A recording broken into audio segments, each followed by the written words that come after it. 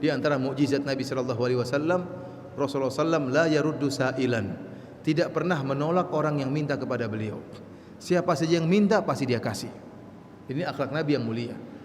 Sampai-sampai ada orang Badui datang kepada Nabi sallallahu alaihi wasallam, minta kepada Nabi sallallahu alaihi wasallam ghanaman bainal jabalain.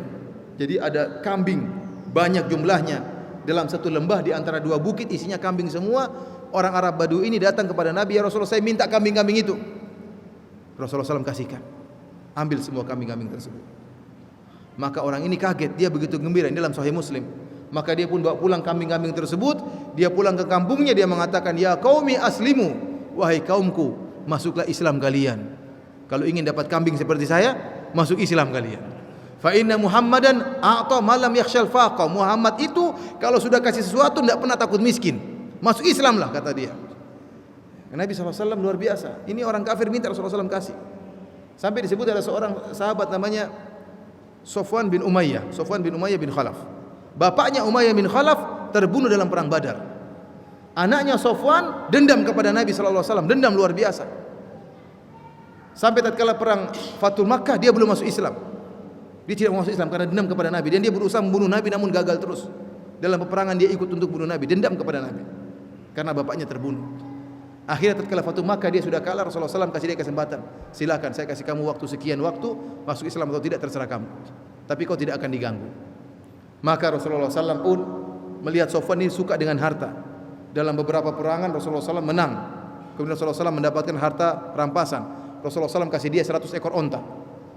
Dikasih. Padahal dia benci kepada Nabi. Dikasih 100 ekor onta, namanya orang benci akan berkurang kebenciannya. Tidak lama kemudian Rasulullah SAW waktu yang lain kasih lagi 100 ekor onta. Waduh, ini orang gimana? Dikasih lagi 100 ekor onta. Antum kalau benci sama orang misalnya, benci antum ingin bunuh orang ini. Tahu-tahu orang itu mengatakan, wahai fulan, ini kunci mobil buat kamu. Waduh, gimana ini? Pasti kebencian antum berkurang. Tidak lama kemudian ini rumah buat kamu. Waduh, gimana membenci dia berkurang? Lah, ini istri buat kamu. Ya udah, kamu yang paling saya cintai semua. Dan demikian terjadi pada sahabat ini Sofwan bin Umayyah. Dikasih 100 ekor onta. Tadinya dia benci, bencinya berkurang. Enggak lama kemudian dikasih lagi 100 ekor onta. Enggak lama lagi dikasih 100 ekor onta, 300 ekor onta. Akhirnya dia bilang, itu wajah paling saya benci di atas muka bumi, sekarang wajah yang paling saya cintai. Siapa? Rasulullah sallallahu alaihi wasallam. Rasulullah SAW memberikan dengan ketulusan. Maka dia pun masuk Islam, maka dia pun cinta kepada Nabi sallallahu alaihi wasallam. Disebut dalam hadis riwayat Imam Al-Bukhari, suatu saat Nabi sallallahu alaihi wasallam keluar memakai baju yang jelek, sudah lusuh. Rasulullah SAW adalah seorang Nabi yang seadanya. Seadanya maksudnya kalau ada baju indah Rasulullah SAW pakai baju indah.